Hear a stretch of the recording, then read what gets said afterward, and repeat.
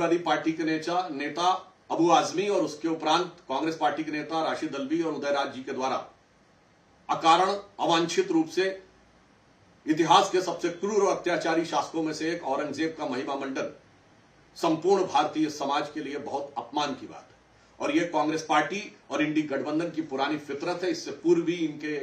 राज्यसभा सांसद इमरान प्रतापगढ़ी औरंगजेब की कब्र पर जाकर फातिया पढ़ चुके हैं। इससे बात बहुत साफ हो गई है कि यह अपने इरेडिकेशन ऑफ सनातन धर्म अर्थात हिंदू धर्म के समूल नाश के अभियान में किसी भी सीमा और किसी भी निम्नता तक जाने को तैयार है।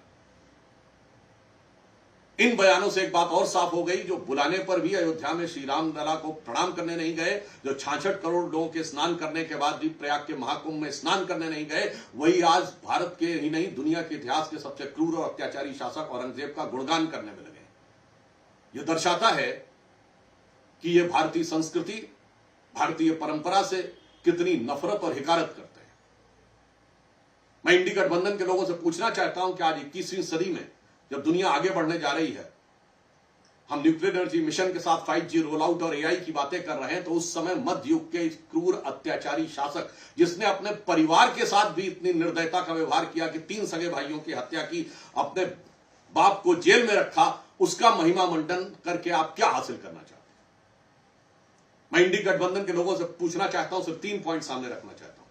जिस औरंगजेब के बारे में उसके शाही फरमानों का डिटेल लिखा हुआ है, मसीरे आलमगीरी, ट्रांसलेशन बाय यदुनाथ सरकार, पेज नंबर 80 से 100 के बीच में पढ़िए कि 6 अप्रैल 1669 को उसने आदेश किया कैसे भारत के इन मंदिरों को तोड़ दिया जाए, और फिर 2 सितंबर 69 को उसके आदेश का पालन किए का ऑर्डर अवेलेबल है। उसके बाद 1670 में किस ढंग से मूर्तियों को तोड़कर कहां किया जाए, फिर किस ढंग से उसने उदयपुर में मूर्तियों को तोड़ना, सारा विस्तार अवेलेबल है। ऐसे शासक का महिमा मंडन आज के समय में क्यों?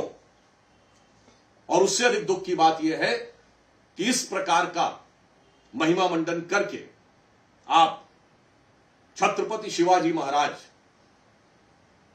की परंपरा और छत्रपति संभाजी महाराज के बलिदान का इतना क्रूरतापूर्ण मजाक उड़ाने का प्रयास नहीं कर रहे हैं, जिनके लिए छत्रपति शिवाजी महाराज के राजकवि भूषण ने औरंगजेब के अत्याचार से दुखी होकर लिखा था कि कुंभकर्ण असुर अवतारी औरंगजेब काशी और प्रयाग में दुहाई फेरी रब की, तोड़े देव देवालय शहर मोहल्ले के रे, लाखों मुसलमान किए माला तोड़ी सब की, और काशी करबला होती मथुरा मदीना होती, शिवाजी ना होते तो सुन्नत होती सबकी। पूछ रहा हूं ये उसका अपमान है कि नहीं? तीसरी बात मैं पूछना चाहता हूं कि जिसने अपने सगे 3 भाइयों शुजा, मुराद और दारा का कत्ल किया, जिसने अपने सगे बड़े भाई दारा शिकोह का सर काटकर थाली में सजाकर जेल में बंद अपने बाप शाहजहां के पास भेजा, जिसने अपने बाप को जेल में बूंद बूंद पानी के लिए तरसाया। मैं तीसरा पॉइंट कोट कर रहा हूं और मैं जवाब चाहता हूं इंडी गठबंधन वालों से कि जब शाहजहां को पानी एक्स्ट्रा देने से मना कर दिया था औरंगजेब ने, तो दुखी होकर शाहजहां ने फारसी में एक शेर लिखा था, ए पिसर तू अजम मुसलमानी,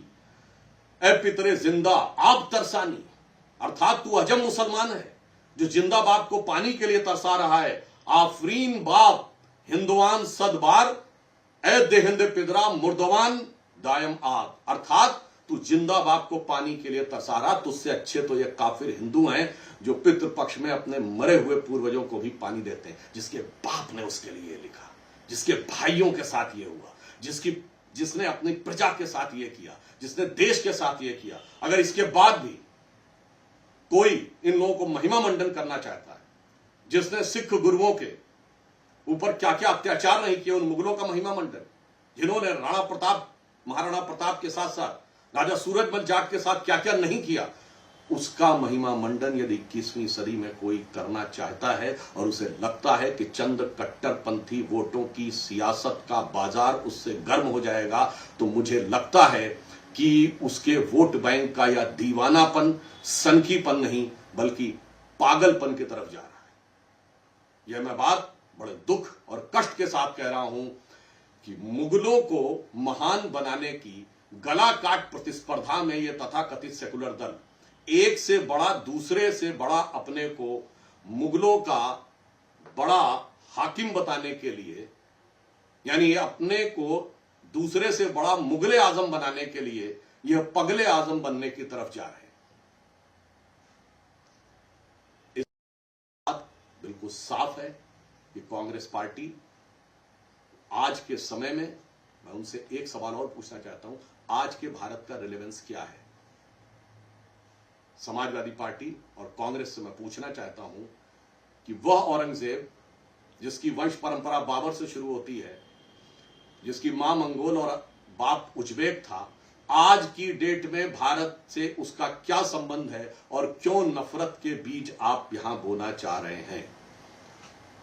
और इससे साफ हो गया कि Congress party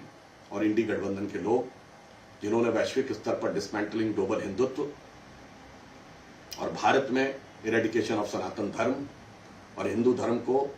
HIV, corona virus जैसे शब्द कहे, जो शायद औरंगजेब ने भी अपने जमाने में नहीं कहे होंगे, उससे बड़ा अपने को हिंदू विरोधी साबित करने की गला काट प्रतिस्पर्धा में लगे हैं। कर्नाटक की कांग्रेस सरकार को लेकर एक बहुत चिंताजनक और शर्मनाक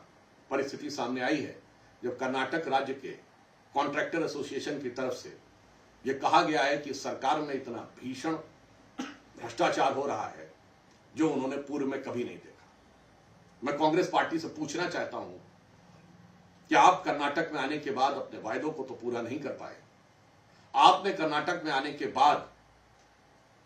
अपने तथाकथित वायदों के लिए दलित समाज को आवंटित योजनाओं में से पैसा निकाला और अब भ्रष्टाचार में आकंठ डूबते हुए नजर आ रहे हैं। यह कॉन्ट्रैक्टर्स एसोसिएशन की बातें इसका प्रमाण है। दूसरा, यह समाचार मीडिया में आया है कि कर्नाटक में मुख्यमंत्री आवास के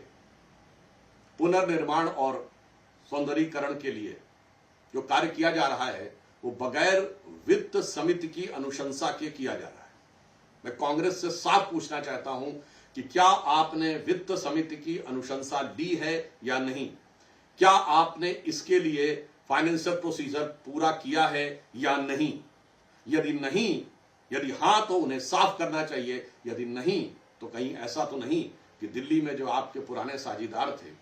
उन्हीं से प्रेरणा लेकर आप नियम कानून को ताक में रखकर कहीं शीश महल वाला प्रयोग दोबारा करने का प्रयास तो नहीं कर रहे।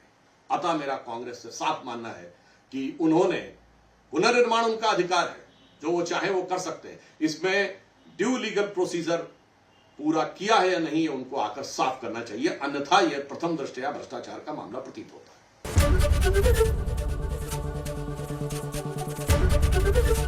ABP गंगा, खबर आपकी, जुबान आपकी।